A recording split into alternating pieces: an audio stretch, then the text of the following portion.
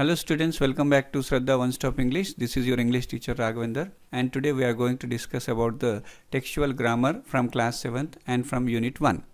Already we have learned about the concept of adjectives and also degrees of comparison and what are the rules to change from positive to comparative and superlative degrees, and how to find out the syllables in a word also we have learned in the previous video. And in this video we are going to complete the textual grammar. You see the first bit, read the following sentences and that is the underlined words. It is always quiet in the country. Sometimes it is quieter than today. My grandfather says that our village is the quietest among all the villages in our district. Here two lines are given, and in these two lines three words are underlined. One is quiet, second one quieter, and the third one is the quietest. And these three are the adjectives. Why? Because they are saying something about the noun, that is country. Country అనే పదం గురించి విశేషణాన్ని, దాని యొక్క గుణగణాలని తెలుపుతున్నాయి. కాబట్టి ఈ మూడు words underline చేసినటువంటి పదాలు ఇవి యాడ్జెక్టివ్స్ అని పరిగణించబడతాయి. అయితే ఈ మూడు కూడా ఒకే రూపంలో లేవు. మూడు యాడ్జెక్టివ్స్ అయినప్పటికీ ఇవి మూడు ఒకే రకంగా లేవు. చూడండి, ఫస్ట్ది క్వైట్ ఉంది, second one quieter, third one quietest. అంటే మూడు డిఫరెంట్ డిగ్రీస్ ఆఫ్ కంపారిజన్గా యూజ్ చేశారు. మనము పాజిటివ్ని ఎప్పుడు వాడాలి, కంపారిటివ్ ఎప్పుడు వాడాలి, సూపర్లేటివ్ని ఎప్పుడు వాడాలి అనేది మనం ఇంతకుముందే చర్చించుకున్నాం. పాజిటివ్ అనేది ఒకదాని గురించి చెప్పినప్పుడు, ఒక వస్తువు, ఒక ప్రాంతము లేదా ఒక వ్యక్తి గురించి మాట్లాడినప్పుడు మనం పాజిటివ్ డిగ్రీని వాడాలి. కంపారిటివ్ డిగ్రీ రెండింటిని పోల్చినప్పుడు, కేవలం రెండు వస్తువులు, రెండు ప్రదేశాలు, రెండు వ్యక్తులను పోల్చినప్పుడు అప్పుడు మనం కంపారిటివ్ డిగ్రీని వాడాలి. రెండు కంటే ఎక్కువతో పోల్చినప్పుడు మనం సూపర్లేటివ్ ఫామ్ని వాడాలి. అయితే పాజిటివ్లో క్వైట్ ఉన్నది, కంపారిటివ్లో క్వైటర్, కొద్దిగా రూపం అనేది మారింది. థర్డ్ వన్ సూపర్లేటివ్లో ఈఎస్టీ అనేది యాడ్ కావడం జరిగింది. అయితే ఇది సిలబుల్స్ బేస్ మీదుగా మనం మార్చాల్సి వస్తుంది. అయితే ఇక్కడ మనకు ఒక యాక్టివిటీ ఇచ్చాడు. Here is a list of adjectives, right the other degrees of them. The first one is done for you. Use a dictionary and check your work. The short words ఏవైతే ఉంటాయో వాటికి మనం పాజిటివ్ డిగ్రీ లోపల ER పెట్టాలి, comparative degree లోపల EST అని పెట్టాలి. ఇక్కడ ఫస్ట్ వన్ ఆల్రెడీ చేయడం జరిగింది. డార్క్. డార్క్ అనేది షార్ట్ వోవెల్, సింగిల్ సిలబుల్ ఉన్నటువంటి పదము. కాబట్టి డార్క్ లోపల ఈఆర్ పెడితే డార్కర్. ఆల్రెడీ డార్క్ అనేది బేస్ వర్డ్, రూట్ వర్డ్. దీని లోపల మనం ఈఆర్ అని యాడ్ చేయడం వల్ల డార్కర్ అనేది కంపారేటివ్ డిగ్రీ వచ్చేసింది. సూపర్లేటివ్ డిగ్రీ రావాలంటే ఏం చేయాలి? ఈ రూట్ వర్డ్కి ఈఎస్టీ పెట్టాలి, డార్కెస్ట్ అని వచ్చేసింది.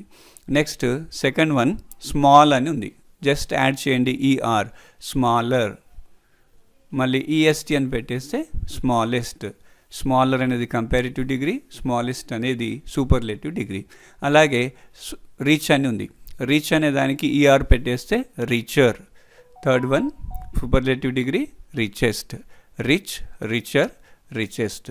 అలాగే సేఫ్ అనే పదం ఉంది, సేఫ్ అనే దానికి ఆల్రెడీ ఈ ఉంది ఎండింగ్ లోపల, కాబట్టి ఓన్లీ ఆర్ పెట్టేస్తే అయిపోతుంది. Safe, safer, safest. ఇక్కడ కూడా ఈఎస్టీ అని అవసరం లేదు, ఈ ఆల్రెడీ ఉంది కాబట్టి ఎస్టీ అని పెట్టేస్తే సరిపోతుంది. Safe, safer, safest. Clever. Clever అనేది కూడా సేమ్, క్లెవరర్, క్లెవరెస్ట్. ఈఆర్ పెట్టాలి, ఈఎస్టీ పెట్టాలి. Tall. Tall, taller, tallest. E R, E S T. Bright. Bright, E R పెట్టేస్తే కంపారేటివ్ డిగ్రీ వస్తుంది, ఈఎస్టీ పెట్టేస్తే బ్రైటెస్ట్, సూపర్లేటివ్ డిగ్రీ అనేది ఫామ్ అవుతుంది. Words with 2 or more than 2 syllables take more and most respectively in comparative degree and superlative degree. మనం ఇంతకుముందు చూసిన ఒక model లోపల ఓన్లీ ఒక సిలబుల్ మాత్రమే ఉండేది. కాబట్టి ఒక సిలబుల్ ఉన్నప్పుడు మనము ఈఆర్, ఈఎస్టీ అని జోడించడం వల్ల కంపారేటివ్ అండ్ సూపర్లేటివ్ డిగ్రీస్ని పొందాము. అయితే ఇక్కడ ఈ పదాలు ఏవైతే ఉన్నాయో ఇవి 2 syllables ఉన్నాయన్నమాట. ప్రతి వర్డ్ లోపల 2 syllables కానీ 2 కానీ అంతకంటే ఎక్కువ కానీ సిలబుల్స్ ఉన్నప్పుడు మనము వాటికి ఈఆర్, ఈఎస్టీ అని పెట్టడం కరెక్ట్ కాదు. దానికి ముందు రూట్ వర్డ్కి ముందు మోర్ పెట్టాలి, మళ్ళీ మోస్ట్ పెట్టాలి. ఎగ్జాంపుల్గా యూజ్ఫుల్, యూజ్ఫుల్. ఈ యూజ్ఫుల్ 2 syllables ఉన్నాయి దీని లోపల, కాబట్టి యూజ్ఫుల్లర్, యూజ్ఫుల్లెస్ట్ అని చేస్తే అది తప్పు అవుతుంది. కాబట్టి యూజ్ఫుల్కి ముందు మోర్ అని పెట్టాడు, యూస్ఫుల్కి ముందు మోస్ట్ అని పెట్టాడు. కాబట్టి useful, more useful, most useful, ఇది కరెక్ట్ ఫార్మేషన్ అనమాట. నెక్స్ట్ బ్యూటిఫుల్, బ్యూటిఫుల్, ఇక్కడ 3 సిలబుల్స్ ఉన్నాయి. ఈ 3 సిలబుల్స్ ఉన్నాయి కాబట్టి ఈ మెథడ్ లోపలనే మనం చేయాలి. More beautiful, most beautiful, beautiful, more beautiful, most beautiful అని రాసేసేయాలి. నెక్స్ట్ ఇంట్రెస్టెడ్, ఇంట్రెస్టెడ్లో కూడా మోర్ దెన్ 2 సిలబుల్స్ ఉన్నాయి కాబట్టి మనం more interested, most interested, interested, more interested, most interested. కాబట్టి వీటన్నిటికీ కూడా మనము ఇక్కడ మోర్ పెట్టాలి, సూపర్లేటివ్లో మోస్ట్ పెట్టాలి. Doubtful, more doubtful, most doubtful. Precious, more precious, most precious. Delicious, more delicious, most delicious. Dreadful, more dreadful, most dreadful. cheerful, more cheerful, most cheerful. ఈ 2 రకాలు అనమాట. ఒకటి ER-EST యాడ్ చేయడం వల్ల కంపారేటివ్ అండ్ సూపర్లేటివ్ ఫామ్ వచ్చింది. ఇంకోటి more than 1 syllable 2 కానీ లేదా అంతకంటే ఎక్కువ కానీ ఉంటే అప్పుడు మోర్ కానీ మోస్ట్ కానీ యాడ్ చేయడం వల్ల మనకు పాజిటివ్ కంపారేటివ్ డిగ్రీస్ అనేవి వచ్చాయి. ఇక unlike the above some words change complete in other degrees. ఇక ER-EST కాకుండా మోర్ మోస్ట్ కాకుండా ఒకదానికొకటి సంబంధం లేకుండా కూడా కొన్ని డిగ్రీస్ ఆఫ్ కంపారిజన్స్ అనేవి ఉంటాయన్నమాట. అవి ఇలా కొన్ని వర్డ్స్ మాత్రమే ఉంటాయి. ఎగ్జాంపుల్గా మచ్ అని ఇచ్చాడు. Much, more, most. మచ్కి, మోర్కి, మోస్ట్కి రూట్ వర్డ్కి ఏం సంబంధం లేకుండా ఉంది. ఇటువంటివి కొన్ని ఉంటాయి. గుడ్, గుడ్కి ఏమొస్తుంది? గుడ్కి బెటర్, గుడ్కి బెటర్, బెస్ట్. గుడ్కి better, best. Good, better, best. తర్వాత బ్యాడ్కి బ్యాడ్, వర్స్, వర్స్ట్. బ్యాడ్కి bad, worse, worst. Next far ఉంది. ఫార్కి farther, farthest. Far, farther, farthest. Much, more, most. Good, better, best. Good, better, best. Next bad, worse, worst. Next far, farther, farthest. ఇది మన యొక్క first exercise under the grammar heading about the degrees of comparison. ఇక్కడ second bit చూసినట్లయితే read the following sentence from your lessons and that is the underline word. May I stay with you, ఇది already మనకు పాఠంలో వచ్చింది. May I stay with you అని town mouse country మౌస్కి permission తీసుకోవడానికి అడుగుతుంది. Letter లోపల ఉంటుంది ఇది. May I stay with you. The underline word May is a helping verb. మనకు తెలుసు వర్బ్స్ 2 రకాలుగా ఉంటాయి. మెయిన్ వర్బ్ ఒకటి, హెల్పింగ్ వర్బ్ ఒకటి. ఇక్కడ మే అనేది ఈ స్టే అనే మెయిన్ వర్బ్కి హెల్ప్ చేస్తుంది. ఇక్కడ స్టే అనేది హెల్పింగ్ మెయిన్ వర్బ్, ఇక్కడ మే అనేది హెల్పింగ్ వర్బ్గా యూజ్ చేయడం జరిగింది. అయితే ఇక్కడ చూడండి, it is use to take or give permission in a formal వే. ఇప్పుడు మనం పర్మిషన్ తీసుకోవాలనుకోండి, ఇవ్వడానికి పర్మిషన్, అనుమతి పొందాలన్నా అనుమతి తీసుకోవాలన్నా ఫార్మల్ వేలో అంటే ఒక పద్ధతిగా పెద్దవాళ్ళకి కానీ లేదా ఒక పొలైట్ వేలో మనం అడగాలనుకున్నప్పుడు మనం మే అనే పదాన్ని ఉపయోగించి పర్మిషన్ని ఇవ్వచ్చు లేదా పర్మిషన్ని తీసుకోవచ్చు. అలాగే మే ప్లేస్లో మనం కెన్ కూడా యూజ్ చేయొచ్చు. Can is use to take or give permission in an informal way. ఇక్కడ ఫార్మల్, ఇన్ఫార్మల్ అంటే ఒక మామూలుగా అడగాలనుకోండి, అప్పుడు మనకంటే చిన్నవాళ్ళు కానీ లేదా అంత పొలైట్నెస్ ప్రదర్శించాల్సిన అవసరం లేదు. అప్పుడు మనం ఇన్ఫార్మల్ వే లోపల కూడా అడగవచ్చు. అంటే రెండింటికి తేడా అయింది. ఇక్కడ మే వాడితే అదేమో పొలైట్ ఫార్మల్ వేలో అయిపోతుంది. ఇక్కడ కెన్ వాడినప్పుడు అది మనకు ఇన్ఫార్మల్ వే లోపల అడగడం జరుగుతుంది. 2 కూడా అనుమతిని పొందడం కానీ అనుమతిని ఇవ్వడం కానీ వీటికి మనం వాడుకోవచ్చు. Can I leave this place, ఈ ప్లేస్, ఈ స్థలాన్ని నేను వదిలి వెళ్ళిపోవచ్చా? ఇది కూడా పర్మిషన్ తీసుకోవడమే, కానీ ఇది ఇన్ఫార్మల్ వేలో అడగడం. You can go now, giving permission. ఇక్కడ యూ కెన్ గో నౌ, మీరు ఇప్పుడు వెళ్ళొచ్చు, ఇది పర్మిషన్ ఇస్తున్నాడు వెళ్ళడానికి. కాబట్టి ఇక్కడ కెన్ అని వాడాడు కాబట్టి ఇది ఇన్ఫార్మల్ వే. మనం ఒకటే గుర్తుంచుకోవాలి, మే అని వస్తే సెంటెన్స్ లోపల అది ఫార్మల్ వేలో అడగడం అవుతుంది. కెన్ అని వాడినప్పుడు దాన్ని ఇన్ఫార్మల్ వేలో అడిగినట్లు అవుతుంది. రెండు కూడా పర్మిషన్, అనుమతిని పొందడానికి లేదా ఇవ్వడానికే వాడడం జరుగుతుంది.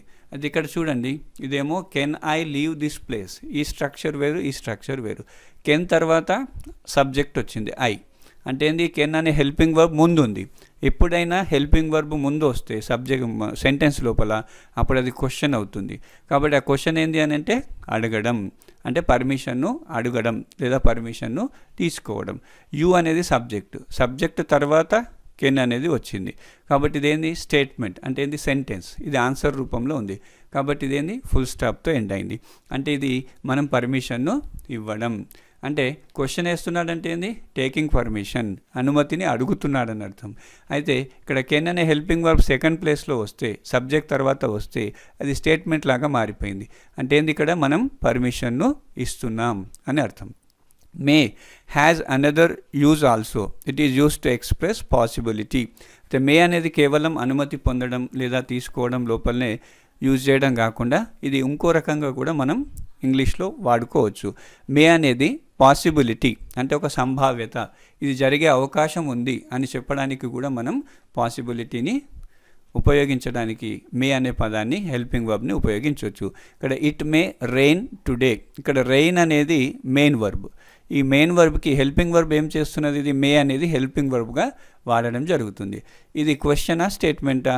మే అనేది ముందు ఉంటే క్వశ్చన్గా ఉంటుండే, కాబట్టి సబ్జెక్ట్ తర్వాత వచ్చింది మే, కాబట్టి ఇదేంది స్టేట్మెంట్ రూపం లోపల ఉంది. ఇంకో రకంగా ఎలా తెలుసుకోవచ్చు, ఇక్కడ ఫుల్ స్టాప్ వచ్చింది. క్వశ్చన్కి always it ends with the question mark, కాబట్టి ఇక్కడ ఫుల్ స్టాప్ ఉంది, ఇది statement. It may rain today అంటే ఈరోజు వర్షం పడే అవకాశం, సంభావ్యత. పడవచ్చు ఖచ్చితంగా చెప్పలేము, సంభావ్యత ఉన్నప్పుడు పడుతుందో లేదో గెస్, అంటే వాతావరణాన్ని చూసి మనం పడుతుండొచ్చు అని చెప్తున్నాం. అటువంటి పాసిబిలిటీని మనం ఎక్స్ప్రెస్ చేయడానికి మనం ఈ మే అనేది ఉపయోగించవచ్చు. అయితే మనకు తెలుసు మే అనేది రెండు రకాలుగా ఉపయోగించుకోవచ్చు. ఒకటి పర్మిషన్ ఇవ్వడానికి లేదా తీసుకోవడానికి, రెండోది పాసిబిలిటీ అంటే ఏంది, సంభావ్యత, అవ్వచ్చు లేదా కావచ్చు అనేది చెప్పడానికి, సంభావ్యతను అవకాశాన్ని మనం తెలపడానికి మనం ఈ మేను ఉపయోగించవచ్చు. మీకు తెలుసు, మీరు బయటకు వెళ్ళిన తర్వాత క్లాస్లో ఎంటర్ కావడానికి మీ సార్కి ఏం అడుగుతారు, may I come in sir, may I come in sir అంటే ఏంది, are you taking permission or giving permission? మీరు taking permission. May I come in sir అనేది ఏంది, క్వశ్చన్ రూపం లోపల ఉంది. అప్పుడు మీరు సార్ ఏమంటాడు, yes get in or you may come అని అంటాడు, అంటే పర్మిషన్ ఇస్తాడు. కాబట్టి రెండు సెంటెన్స్లో గమనించినట్టయితే మే అనేది ఫస్ట్లో, మీరు అడిగినప్పుడు మే ఐ కమ్ ఇన్ అనేది ఆ సెంటెన్స్లో మే అనేది ఫస్ట్లో ఉంది, కాబట్టి అది క్వశ్చన్ రూపం లోపల వచ్చింది. అంటే ఏంది, taking permission. You may come in అనేది స్టేట్మెంట్ రూపంలో ఉంది. సార్ ఏం చేస్తున్నాడు, మీకు గివింగ్ పర్మిషన్ మీకు ఇస్తున్నాడు. ఇప్పుడు మనం ఎక్సర్సైజ్ చేద్దాం. Read the following sentences and say what they mean. Choose the right answer from the choices given. First one, May I come in sir. ఇక్కడ మనకు చూడండి, మే అనే హెల్పింగ్ వర్బ్ ఫస్ట్లో వచ్చింది, తర్వాత సబ్జెక్ట్ వచ్చింది, తర్వాత మెయిన్ వర్బ్ వచ్చింది, last ended with the question mark. మనకు తెలుసు కదా, టేకింగ్ పర్మిషన్ క్వశ్చన్ రూపం లోపల ఉంది అని అంటే అదేంది, పర్మిషన్ను తీసుకోవడానికి అడుగుతున్నాడు అంటే ఏంది, క్వశ్చన్ రూపంలో అడుగుతున్నాడు. May I come in sir, అది taking permission. A B C 3 options ఇచ్చాడు, కాబట్టి బి ఆప్షన్ అనేది మనకు correct, taking permission. Second question, Sindhu may come to India next month. ఇది Sindhu may come to India next month ఇండియాకి సింధు వచ్చే అవకాశం ఉంది. అంటే ఏంది, ఇది పర్మిషన్ ఇవ్వడం తీసుకోవడం గురించి కాదు, ఇక్కడ మే యూజ్ చేసింది ఎక్స్ప్రెసింగ్ పాసిబిలిటీ. ఇక్కడ A option, giving permission, taking permission, C expressing possibility, అంటే సింధు వచ్చే అవకాశాన్ని చెప్తున్నాడు. కాబట్టి ఇక్కడ అనుమతి గురించి మాట్లాడలేదు, అందుకోసం ఇది మే అనే రెండో యూజ్ ఏదైతే ఉందో ఎక్స్ప్రెసింగ్ పాసిబిలిటీ దాని గురించి మాట్లాడారు. కాబట్టి ఇక్కడ రెండో క్వశ్చన్కి C option is the correct one. Third one, you may use my cell phone if you need. మనకు సెంటెన్స్ మంచిగా అర్థమైతే అది పర్మిషన్ తీసుకోవడమా ఇవ్వడమా పాసిబిలిటీ అనేది ఈజీగా అర్థమవుతుంది. అది ఫార్ములా ఇన్ఫార్ములా అనేది కూడా మనం చెప్పగలుగుతాం. You may use my cell phone if you need, నీకు అవసరం ఉంటే నా సెల్ ఫోన్ను వాడుకోవచ్చు. ఇక్కడ ఇది టేకింగ్ పర్మిషన్ కాదు, గివింగ్ పర్మిషన్. ఎందుకంటే మే అనేది హెల్పింగ్ వర్బ్ స్టార్టింగ్లో యూజ్ చేయలేదు, కాబట్టి సబ్జెక్ట్ తర్వాత యూజ్ చేయడం జరిగింది. అందుకే ఇది పర్మిషన్ను ఇవ్వడం నీకు అవసరం ఉంటే నా సెల్ ఫోన్ వాడుకోవచ్చు. అంటే నా సెల్ ఫోన్ వాడుకునే అనుమతిని నీకు ఇస్తున్నాను. అంటే ఏంది?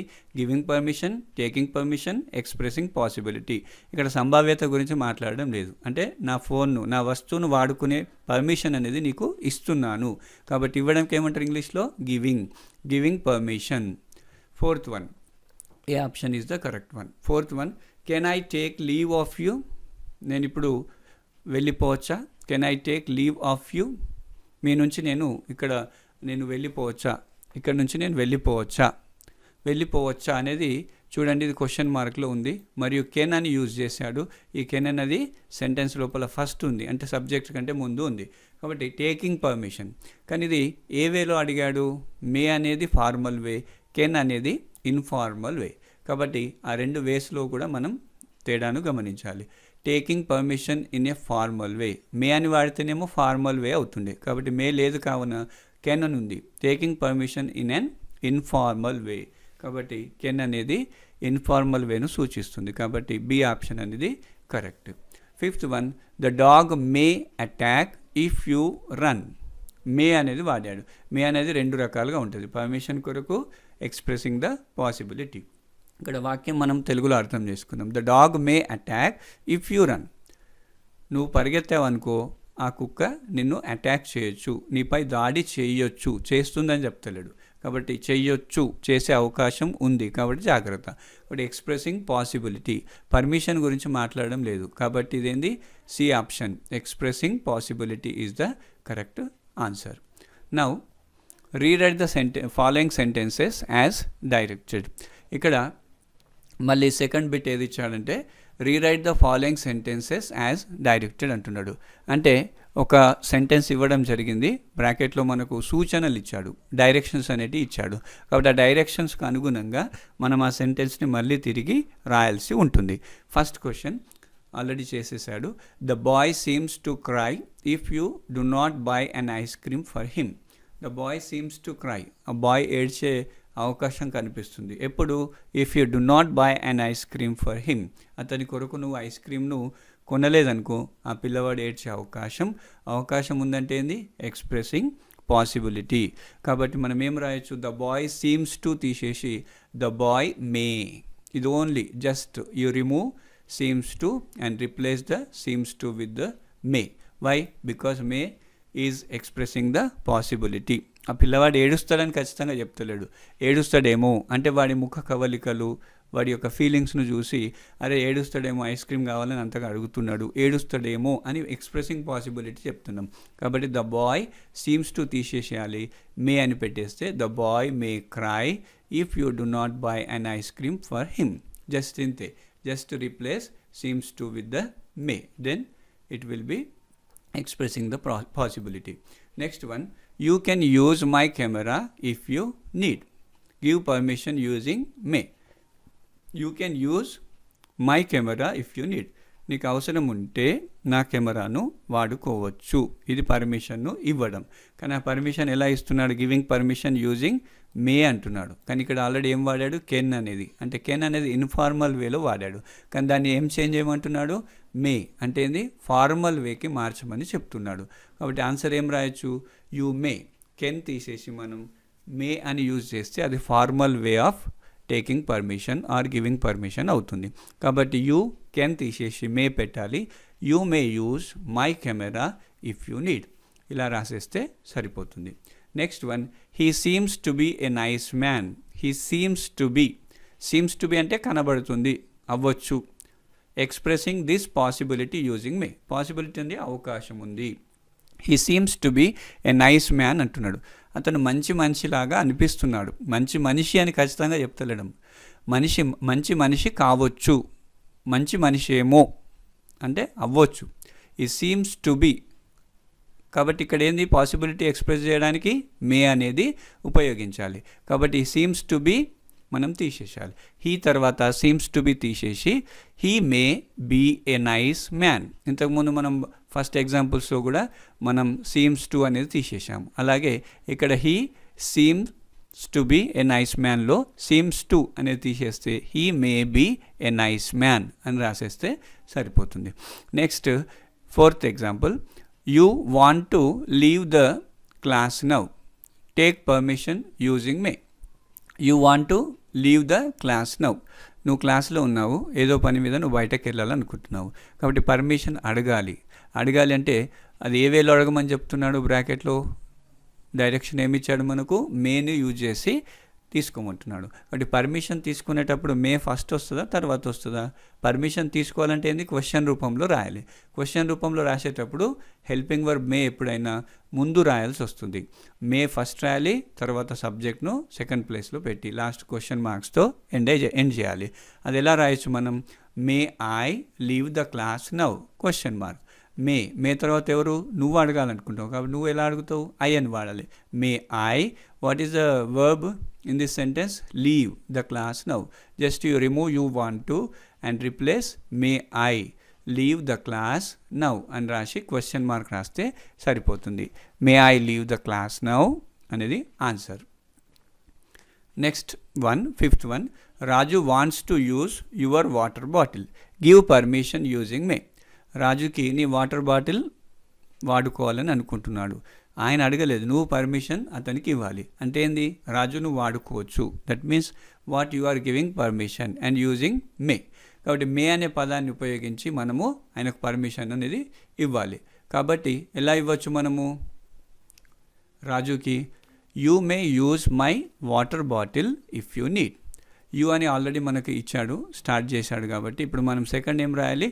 మే అని రాయాలి. What is the verb in this sentence? Use. You may use your అని బదులు ఏం రాయాలి? My water bottle if you need. నీకు అవసరం ఉంటే నా వాటర్ బాటిల్ని వాడుకోవచ్చు. ఇది పర్మిషన్ ఇవ్వడం. కాబట్టి సబ్జెక్ట్ ముందు వచ్చింది, తర్వాత మే అనే హెల్పింగ్ వర్బ్ వచ్చింది, తర్వాత వర్బ్ వచ్చింది, తర్వాత మిగతా సెంటెన్స్ ఆబ్జెక్ట్ రూపంలో ఉన్నది రాసేస్తాము. కాబట్టి what is the answer? You may use my water bottle if you need. ఇది fifth question. Next, we move to the third bit. Read the following sentence from your lesson. ఇక్కడ ప్రతిదీ మనకు sentence reading comprehension జాగ్రత్తగా చేస్తే మనకి structures అన్నీ కూడా అర్థమవుతాయి. మనకు స్టోరీ నుంచే ఈ సెంటెన్సెస్ను తీసుకొని మన గ్రామర్ను అర్థం చేయించే ప్రయత్నం చేస్తున్నాడు. What is the sentence? I wish there was an air conditioned coach. Town mouse ఎప్పుడైతే కంట్రీకి ట్రైన్లో వస్తూ ఉందో అది ఆర్డినరీ ట్రైన్ ఉంది కాబట్టి దానికి ఏసీ కోచ్ లేదు. ఆయన సమ్మర్ సీజను బాగా హాట్ అట్మాస్ఫియర్ ఉంది కాబట్టి చాలా ఉక్కపోతగా ఉంది, థర్స్టీగా ఫీల్ అవుతున్నాడు. కాబట్టి ఇక్కడ ఎయిర్ కండిషన్ ఉంటే బాగుండేది అని అనుకుంటున్నాను. యాక్చువల్గా ఉండదు, ఎయిర్ కండిషన్ అనేది లేదు, ఆర్డినరీ కోచ్ లోపల ఉండదు, కానీ ఉంటే బాగుండే. ఇప్పుడు చాలాసార్లు మనం ఇటువంటి విష్ను ఎక్స్ప్రెస్ చేస్తూ ఉంటాము. ఇలా ఉంటే బాగుండేది, నాకు మంచి మార్క్స్ వస్తే బాగుండేది అంటే అన్రియల్ పాస్ట్ అనమాట ఇది. అంటే అయిపోయింది లేదా సంభావ్యత లేదు, అయ్యే అవకాశం లేదు, అటువంటి వాటి యొక్క కోరికను మనం వ్యక్తం చేయడానికి ఈ యొక్క స్ట్రక్చర్ని మనం వాడతాము. ఇవి చాలా సందర్భాల్లో మనం మన నిత్య జీవితంలో రోజువారీగా కూడా ఎప్పుడో వాడుతూ ఉంటాము. వాటిని ఎలా ఎక్స్ప్రెస్ చేయాలి? మనకు స్ట్రక్చర్ తెలిస్తే ఎన్ని రకాలుగా అయినా సరే మనం ఎన్ని సెంటెన్సెస్ మనం తయారు చేసే అవకాశం ఉంటుంది. అయితే ఇక్కడ చూడండి, the above sentence expresses unreal past. Unreal అంటే ఏంది? అది సాధ్యం కాదు, వాస్తవంలో లేదు, అది కాదు, అటువంటిది అనమాట. అన్రియల్ పాస్ట్ ఆర్డినరీ ట్రైన్ లోపల ఎయిర్ కండిషన్ కోచ్ వచ్చే అవకాశం అక్కడ ఫిట్ చేసే అవకాశం లేదు. కాబట్టి ఉంటే బాగుండే అంటే అనిపిస్తుంది మైండ్కి, ఉంటే బాగుంటుందేమో, కానీ అది లేదు వాస్తవంగా. అందుకోసం అటువంటి అన్రియల్ పాస్ట్ను తెలపడానికి మనం ఇటువంటి స్ట్రక్చర్స్ని వాడాలి. వి యూజ్ విష్, నాకు అనిపిస్తుంది, ఐ విష్ ప్లస్ ఏం రావాలి, తర్వాత సబ్జెక్ట్ రావాలి, పాస్ట్ టెన్స్ రావాలి to express the unreal past. This sentence means I'm sorry there is no air condition coach. అక్కడ లేదు కాబట్టి I feel very sorry, I feel unhappy, లేనందువల్ల నేను చాలా బాధపడుతున్నాను, నాకు బాధేస్తుంది, ఉంటే బాగుండే అనేది అనిపిస్తుంది అనమాట. కాబట్టి స్ట్రక్చర్ ఏ విధంగా ఉంది, ఈ స్ట్రక్చర్ గుర్తుంచుకోవాలి. ఆ స్ట్రక్చర్ గుర్తుంటే మనం వందల వేల ఎగ్జాంపుల్స్ని మనం రాసేసేయచ్చు ఈజీగా. విష్ అనేది ఫస్ట్ సబ్జెక్ట్ రాయాలి, సబ్జెక్ట్ తర్వాత విష్ అని రాయాలి, విష్ తర్వాత వెంటనే సబ్జెక్ట్ రావాలి, మళ్ళీ తర్వాత past form of the verb. V1 ఎప్పుడు రాయొద్దు, V3 రాయొద్దు, V4 రాయొద్దు. V2 form verb యొక్క రెండవ రూపాన్ని పాస్ట్ టెన్స్ని మాత్రమే రాయాలి. దేని కొరకు? అది అన్రియల్ పాస్ట్ని ఎక్స్ప్రెస్ చేయడం కొరకు. ఇప్పుడు మనం కొన్ని ఎగ్జాంపుల్స్ చూద్దాం. Now express the wishes of the people mentioned below using unreal past. ఇక్కడ కొందరు 5 ఎగ్జాంపుల్స్ లోపల కొద్దిమంది అంటే రకరకాల సబ్జెక్ట్స్ ఉండి వాళ్ళ యొక్క విషెస్ను వాళ్ళు ఎక్స్ప్రెస్ చేయడం జరుగుతుంది. కానీ మనం ఏం చేయాలి? దాన్ని మనం అన్రియల్ పాస్ట్ లోపల వాటిని వ్యక్తం చేయాలి. అన్రియల్ పాస్ట్ను ఎలా యూజ్ చేయాలి? బ్రాకెట్లో మనకు సూచన ఇచ్చాడు. విష్ అని ఉండాలి, ప్లస్ సబ్జెక్ట్ ఉండాలి, ప్లస్ పాస్ట్ టెన్స్ అనేది ఉండాలి. ద ఫస్ట్ ఎగ్జాంపుల్ అనేది ఆల్రెడీ చేయడం జరిగింది. ఫస్ట్ది, Sindhu has missed her school bus. She has to go to school urgently. She wishes to have a car. How would Sindhu express her wish? Sindhu తన యొక్క school బస్ని miss అయిపోయింది. అయితే అర్జెంటుగా వెళ్ళాలి. ఆమె యొక్క కోరిక ఏముంది? కారు ఉంటే బాగుండేది. కాబట్టి కారు ఉంటే బాగుండేది అని తన యొక్క కోరికను ఎలా వ్యక్తం చేస్తుంది? యాక్చువల్గా కారు లేదు, కానీ ఆ సమయంలో కారు ఉంటే బాగుండేది. అది అన్రియల్ పాస్ట్. కాబట్టి దాన్ని ఎలా ఎక్స్ప్రెస్ చేయొచ్చు? ఫస్ట్ ఏం రాయాలి? సింధు వ్యక్తం చేస్తుంది. కాబట్టి ఏం రాయాలి మనం? ఆమె ఎలా వ్యక్తం చేస్తుంది? I wish. తర్వాత సబ్జెక్ట్ ఎవరు? ఆమె గురించి ఆమెను అనుకుంటుంది కాబట్టి ఐ. హ్యావ్కి ఏమవుతుంది past tense? Have V1, had అనేది V2 form. I wish I had a car. ఈ మొత్తం సెంటెన్స్ని మనం ఇంత సింపుల్గా విష్ అన్రియల్ పాస్ట్ను ఇలా వ్యక్తం చేయొచ్చు. I wish I had A car. మనకు తెలుసు స్ట్రక్చర్. ఫస్ట్ సబ్జెక్ట్ వచ్చింది, తర్వాత విష్ రావాలి వచ్చింది, తర్వాత మళ్ళీ సబ్జెక్ట్ వచ్చింది, తర్వాత పాస్ట్ టెన్స్. హ్యావ్ అని ఎప్పుడు రాయద్దు. I wish I have a car అని రాస్తే తప్పు. ఎందుకంటే సబ్జెక్ట్ తర్వాత ఖచ్చితంగా ఇక్కడ మనకు సూచన ఏముంది? పాస్ట్ టెన్స్నే వాడాలి. అన్రియల్ పాస్ట్ కాబట్టి దాన్ని V2 ఫామ్ లోపలనే వాడాల్సి ఉంటుంది. Next second one, Anitha wants to abolish the system of exams. She wishes to be the prime minister. How would Anitha express her wish? Anitha అమ్మాయికి ఎగ్జామ్స్ అంటే చాలా విసుగు వచ్చేస్తుంది అనమాట. ఆ ఎగ్జామ్స్నే అబాలిష్ చేసేద్దాం, రద్దు చేసేద్దాం, ఎగ్జామ్స్ అనే సిస్టమ్నే తీసేద్దాం అని నిర్మూలిద్దామని అనుకుంటుంది. అయితే ఆమె ప్రైమ్ మినిస్టర్ అయితే బాగుండేది. ఎందుకంటే ప్రైమ్ మినిస్టర్ ఏదనుకుంటే అది చేయొచ్చు. కాబట్టి తను ప్రైమ్ మినిస్టర్ అయితే బాగుంటుంది, తన యొక్క కోరికను అలా వ్యక్తం చేస్తుంది. ఆమె మరి ఆ ప్రైమ్ మినిస్టర్ అవ్వాలనేటటువంటి కోరికను ఎలా వ్యక్తం చేస్తుంది? అనిత విష్ను ఎక్స్ప్రెస్ చేస్తుంది. కాబట్టి ఎలా రాయొచ్చు మనము? I wish I were the prime minister. I wish I were the prime minister. ఇప్పుడు ఐ విష్ సబ్జెక్ట్ ఎవరు? మళ్ళీ అనిత తన గురించి తానే మాట్లాడుకుంటుంది కాబట్టి ఐ. వన్ రియల్ పాస్ట్లో వాజ్ లేదా వర్ కూడా వాడచ్చు. Were the prime minister. I were the prime minister అని చెప్పొచ్చు. Next third question, Srinu's father has a car. He wishes to drive that car but he doesn't know how to drive a car. How would Srinu express his wish? Srinu వాళ్ళ నాన్నకి car ఉంది. అయితే శ్రీను వాళ్ళ నాన్నకి car వస్తుంది, కానీ శ్రీనుకి మాత్రం రాదనమాట. He wishes to drive that car. ఆ కార్ను ఆయన నడిపించాలని అనుకుంటున్నాడు. కానీ సమస్య ఎక్కడ ఉంది అని అంటే he doesn't know how to drive a car. కార్ని ఎలా నడిపించాలో ఆయనకు తెలియదు. నాకు కారు నడపడం తెలిస్తే ఎంత బాగుండేది, నేను మంచిగా కారు డ్రైవ్ చేసుకుంటూ వెళ్ళేవాడిని అని తన యొక్క కోరికను ఇలా చెప్తాడు. సీను చెప్తున్నాడు కాబట్టి తనది తాను ఎలా ఎక్స్ప్రెస్ చేస్తాడు? I wish I. ఇక్కడ మనం వర్బ్ ఆల్రెడీ ఉంది. హీ డజంట్ నో అనేది తెలిస్తే బాగుండేది. నాకు కూడా కార్ డ్రైవింగ్ తెలిస్తే బాగుండేది. నో అనే దానికి ఏం చేయాలి మనం? V2 ఫామ్గా మార్చాల్సి వస్తుంది. I wish I knew how to drive a car. I wish I knew how to drive a car. మనం ఇందులో ఉన్నదే తీసుకున్నాం చూడండి. నోకి న్యూ చేసాము, how to drive a car అనేది యాజ్ ఇట్ ఈజ్ ఆబ్జెక్ట్ రూపంలో రాసాము. మారిందల్లా అయ్యింది I wish I. Wish plus subject plus past tense. I wish I subject, know అనే V1ని మనం న్యూ అనే V2గా పాస్ట్గా మార్చేసాము. I wish I knew how to drive a car. Fourth exercise, Sharmila wants to play tennis. షర్మిలాకి టెన్నిస్ ఆడాలనే కోరిక ఉంది. But she doesn't have a tennis racket. ఆమెకు టెన్నిస్ ర్యాకెట్ అనేది ఆమె దగ్గర లేదు. How would Sharmila express her wish? మరి షర్మిల తన యొక్క కోరిక ఏమనుకుంటుంది? అరే నా దగ్గర టెన్నిస్ ర్యాకెట్ ఉంటే ఎంత బాగుండేది అని తన యొక్క కోరికను వ్యక్తం చేస్తుంది. యాక్చువల్గా టెన్నిస్ ర్యాకెట్ ఆమె దగ్గర లేదు కానీ ఉంటే బాగుండే అనేటటువంటి విష్ను ఎక్స్ప్రెస్ చేస్తుంది. ఇప్పుడు షర్మిల తనది తాను చేస్తుంది, అప్పుడు ఐ అని వాడాలి. ఐ విష్ ఐ హ్యావ్ అనేది మనం ఏమైపోతుంది doesn't have a tennis racket. కాబట్టి హ్యావ్ అనేది ఏమవుతుంది హ్యావ్ V2గా మారిస్తే హ్యాడ్గా మారిపోతుంది.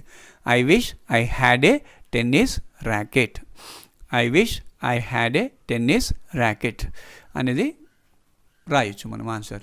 Next 5th one, Mahendra wants to get first rank in the class. మహేంద్రకి క్లాస్లో అందరికంటే ఎక్కువ మార్కులు వచ్చి ఫస్ట్ ర్యాంక్ పొందాలని అనుకుంటున్నాడు.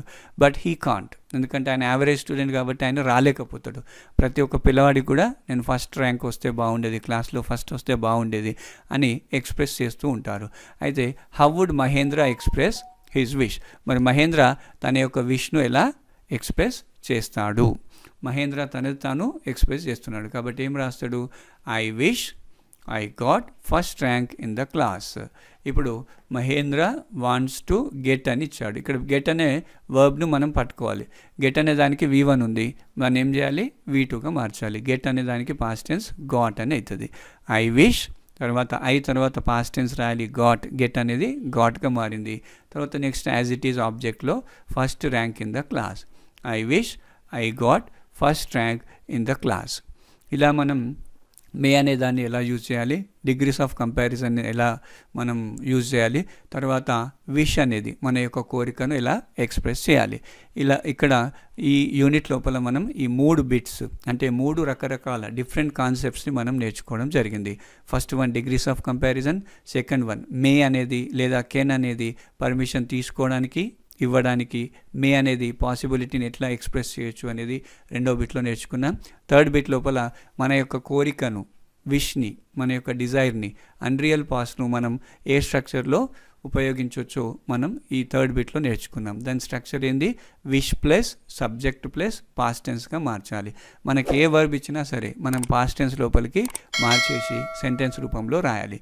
ఈ విధంగా మనం ఈ 3 కాన్సెప్ట్స్ను, డిఫరెంట్ కాన్సెప్ట్స్ను ఈ యూనిట్ లోపల మనం నేర్చుకోవడం జరిగింది. ఇంకో వీడియోతో మళ్ళీ మీ ముందుకు వస్తాను. అంతవరకు బాయ్. మీకు ఈ వీడియో నచ్చితే లైక్ చేయగలరు, షేర్ చేయగలరు. Thank you.